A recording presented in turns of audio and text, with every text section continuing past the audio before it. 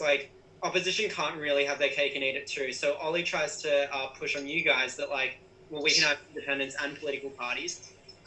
I think it would be useful to observe that like in a world of political parties, the majority of funding is funneled into those parties and the majority of publicity is funneled through those parties. So it's actually very unlikely that you can have the best of both worlds, that sort of thing. So just clarifying what both worlds looks like, I think would have given you better grounds for making some arguments.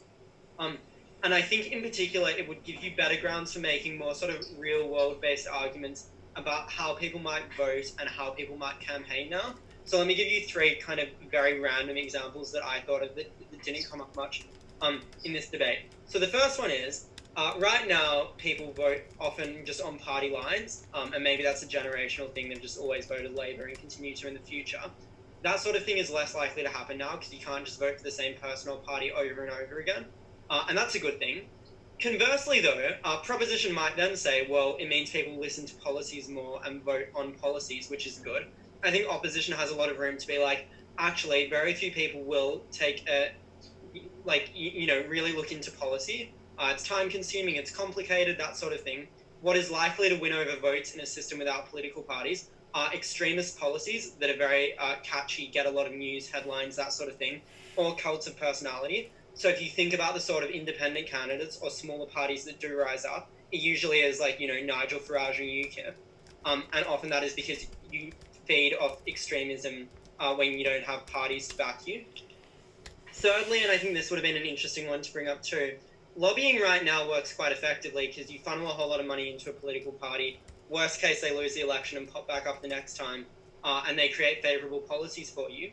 It is less likely that big-scale lobbying would exist. Firstly, because the benefits are a lot lower. Like, giving a lot of money to one or two politicians doesn't really ensure that you can get favourable policies for your mining company or for, whatever lobbying cause you care about. But secondly, it's a lot riskier. So if a candidate it doesn't win their election, they might just be out of the game. They don't pop back up.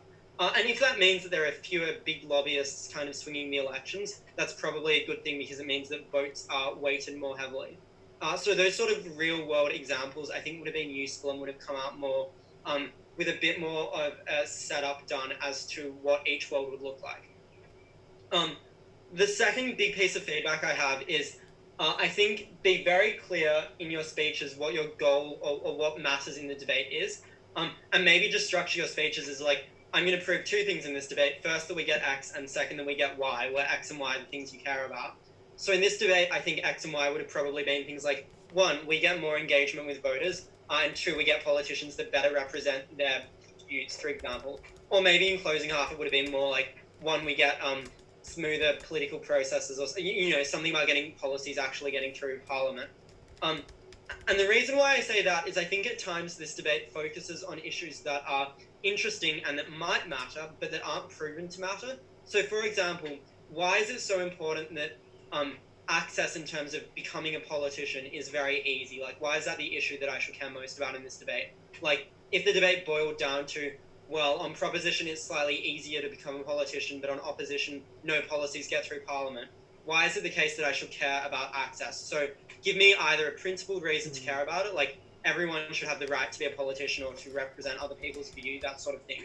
Or give me a practical reason. So like, in the absence of easy access to political parties, the sorts of voices that are not listened to are usually minority voices who maybe like don't have the usual access paths into big political parties.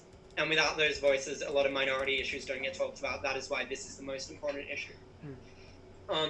The third and final point of feedback that I have is I think it would be good to be a bit more explicit when you're doing comparative work. So what I mean by that is be very clear when one of your arguments clashes with theirs and explain sort of on what axis it clashes or on what point it clashes. So for example, let me take a random example. Proposition says one barrier to entry as a politician is if the party doesn't select you, so if you just don't make the cut in pre-selection. Opposition then say, well, no, a barrier to entry is it's very expensive to become a politician. One of those two teams, / both of them, should do a very clear way up saying both teams care about reducing the barriers. Prop says the barrier is pre-selection. We say the barrier is finance. Here's why finance is the bigger barrier than pre-selection, or the more discriminatory or unfair barrier than pre-selection, and give a few reasons why. So it might be, I mean, the converse might be finance is obviously an issue, but if you have good ideologies or, you know, you're a good politician, someone will fund you. So it's less of a restriction on you running than pre-selection. So more direct comparative work. That's obviously very kind of rushed feedback, but I think those are the three big things from that debate. In general, I thought it was very good, so I'm just like picking out the kind of things to work on.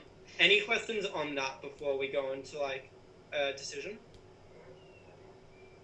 Okay, and Rochelle, do you have any additional feedback?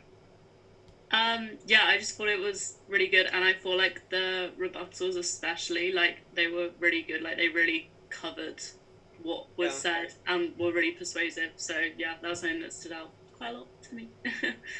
Yeah, totally. Actually, yeah, compared to other debates I've seen, responsiveness was very high, so that's good. So yeah. I just have one point. I think I understood why what we had to do, like the position and what the point, how other work is structured. But actually, while looking at this debate, I was a bit confused about who says what. So I might ask for an update on that, if that's okay. Yeah, as in what your role is as the second speaker on closing. Yeah, because I understand, but sometimes some points were made before, and so I was confused about what I can bring to the table, since there was already a rebuttal before and already an answer to what I was. So I was confused about. Then be sure to bring new ideas and not just repeat what people said. Yeah, I think in general for any kind of second speaker on a team, and especially for the whip speakers, so the second speakers in closing half, probably one of the best things you can do is not introduce sort of explicitly new rebuttal. So it's not, here's an argument, no one's responded to it. It's more of the way up sort of stuff. So like, this team said X, the opposition team said Y. I'm going to explain why Y is more important than X, and it is the case for the following three reasons. So especially at closing off whip, it's obviously important to tie off the debate. So it's quite a good like opportunity to offer an appraisal of everything that's been said, and then to explain why your side is the winning side, or why Alex is the one who gave, or not Alex, why Ollie was the one who gave the winning argument. It's because since we decide before and then there's new points made and, you know, arguments, it's quite difficult to know what the other one going to say. Yeah. And so we bring new ideas, but then it's kind of repeating what was just said, and I might need some, you know, talk about that. Just more way up, and then obviously there's room for more material or room for more mechanisms. So one side says this reduces barriers to politics because more people can get funding from a wider range of sources. Give a few more reasons why. Give reasons why the very biggest lobbyists are likely to stay out of the picture now. So now you can have like, I don't know, homegrown lobbyists, like whatever a small lobbyist would be called. Get a little one. But yeah, let me give the result now, because that's the exciting part. There was more for later, like point of. Yeah, no, I think that's a good question. But result, Rochelle and I were exceptionally quick, and that is credit to the clarity of that debate. So well done.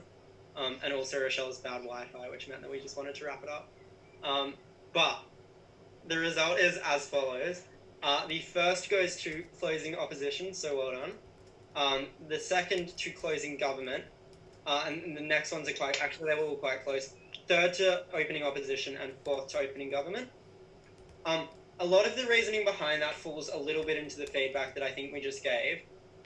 Let me kind of give a quick run through of why we did come to that verdict though. So starting with closing opposition, I think closing opposition bring us the biggest impact argument, which is just parliamentary stalling or things not actually happening. They do a good job of weighing that against other arguments, and I think the material is compelling as to why that is likely to happen.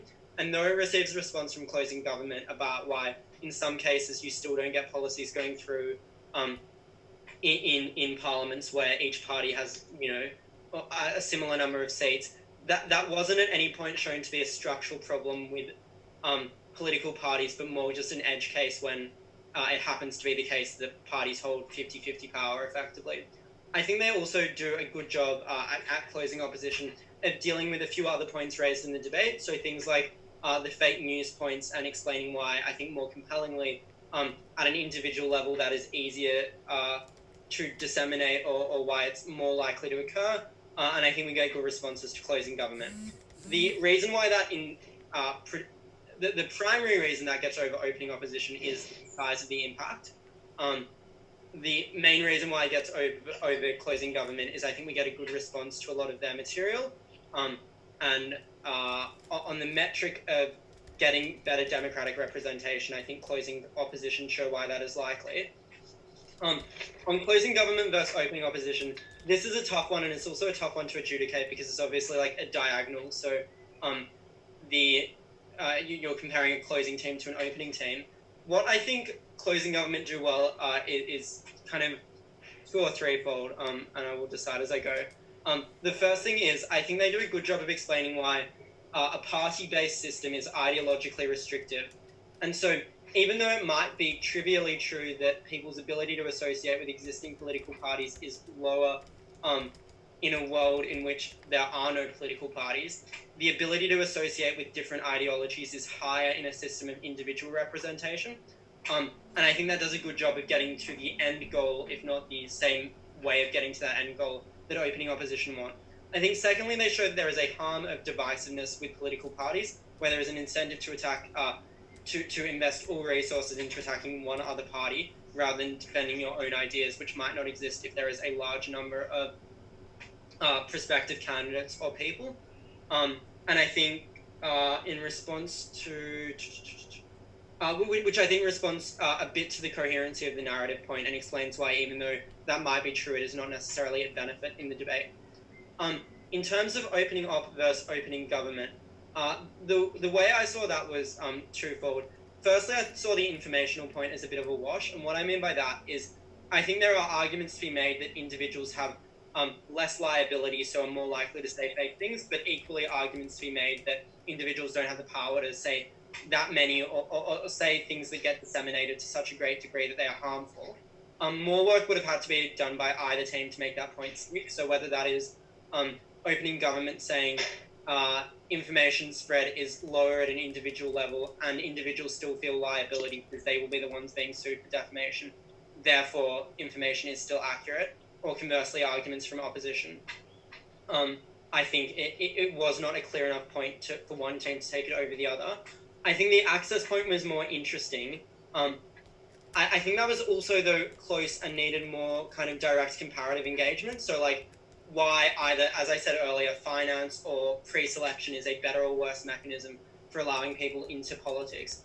And that being so, I think the arguments that we get from opening opposition, especially at the first speaker about things like freedom of association and having a coherent narrative to buy into, are very important in showing why, principally, or why, with respect to, promoting democracy, this policy is a bad idea and it is better to have political parties. That's the reason why the debate went as it went. As I said, it was very close, and Rochelle's right, like, that was an excellent debate, shockingly better than the Sunday night debates, so I don't know why that is. Yeah, that's what I was thinking, like genuinely really, really good. Yeah, turns out 9 p.m. on a Sunday is not peak debating time. But yeah, any questions on any of that? No, thanks. Cool. I know there were a few sort of technical glitches at the start, but thanks for bearing with that. And yeah, well done, everyone. We'll do another session, as I said, next week, and I will post to the beginners group, so just keep an eye on that. But yeah, well done. Enjoy Thank you, Jack. solitude. Thanks, Jack. Bye-bye. Good to Bye, see everyone. everyone. Bye. Bye, guys. Bye.